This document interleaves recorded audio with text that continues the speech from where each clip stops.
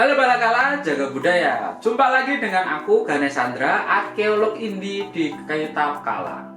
Kali ini di segmen cagar budaya dalam berita ini, kita akan bahas berita agak lama di tahun 2017 lalu, yakni tentang penemuan sebuah prasasti di tengah sawah milik warga Mojokerto, Jawa Timur.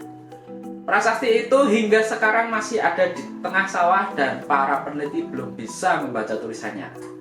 Yang mana prasasti ini dikeluarkan oleh Raja Kertanegara, seorang raja terakhir di zaman Kerajaan Singosari. Nah, lalu gimana cerita lengkapnya? Kenapa prasasti ini sampai sekarang masih ada di tengah sawah? Lalu gimana para peneliti bisa menyimpulkan ini ada pada era Raja Kertanegara? Nah, makanya yuk kita bahas di Cagar Budaya dalam berita penemuan prasasti Gondang prasasti era akhir Singosari. Hanya di Kitabkala. Opening dulu.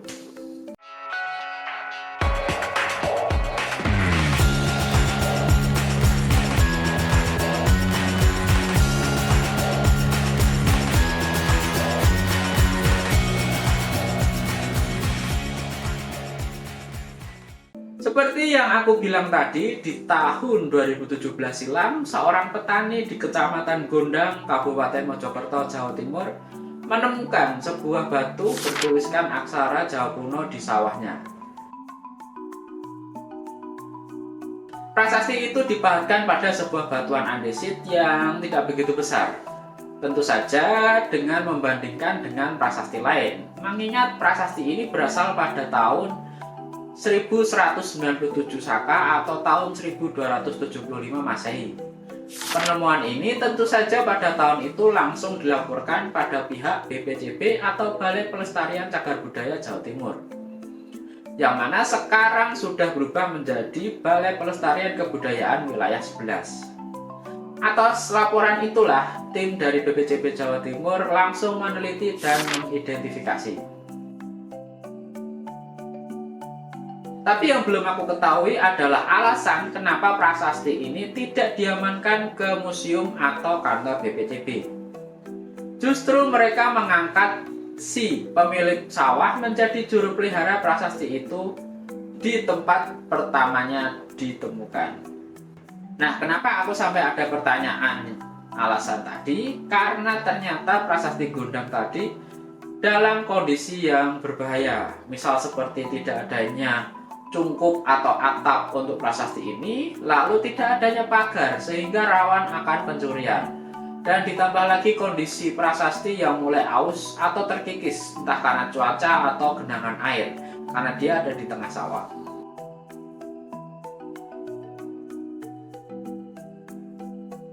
Padahal nih ya, ada laporan tentang kondisi tadi dan sudah ada pernyataan dari BPCB untuk segera melakukan proses pemindahan prasasti itu beberapa tahun lalu.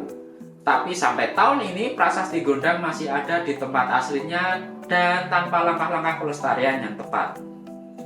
Ya, kalau asumsiku pribadi sih memang prasasti ini belum menjadi prioritas. Apalagi temuan di Jawa Timur hampir setiap hari ketemu aja nih, entah struktur, candi, artefak, atau benda-benda cagar budaya lainnya. Dan mungkin ditambah lagi karena perubahan nama dari BPCB Jawa Timur menjadi BPK Wilayah 11. Jadi kayak ada masa transisi gitu. Oke, sebelum lanjut videonya, tolong subscribe YouTube Kitabkala untuk yang belum subscribe. Dan tolong like video ini buat yang sudah subscribe. Sip, mari lanjut videonya. Oke, lanjut ke pembahasan prasastinya. Ini agak unik, karena banyak peneliti mengungkapkan kalau gaya prasasti yang dikeluarkan Raja Kertanegara biasanya berbentuk khas, tidak lazim dipahatkan pada batuan yang tidak dimodifikasi bentuknya seperti ini. Tapi kalaupun memang benar itu berasal dari zaman Kertanegara, prasasti ini dikeluarkan oleh Raja Bawahan di bawah pemerintahan Singosari. Ya, semacam kerajaan kecil yang akhirnya tunduk pada Singosari. Nah, ini nih, awal dimana yang bikin penasaran. Kenapa bisa tahu ini dari tahun 1275 Masehi? Bukannya katanya aksaranya tidak terbaca. Jadi gini, ternyata memang kalimat-kalimat yang ada di awal tidak ada satupun yang terbaca. Tetapi di bawah tulisan yang tidak terbaca terdapat tulisan angka. dan itu adalah angka tahun yang jika dibaca menjadi angka 1197 mengarah pada tahun 1197 Saka atau 1275 Masehi.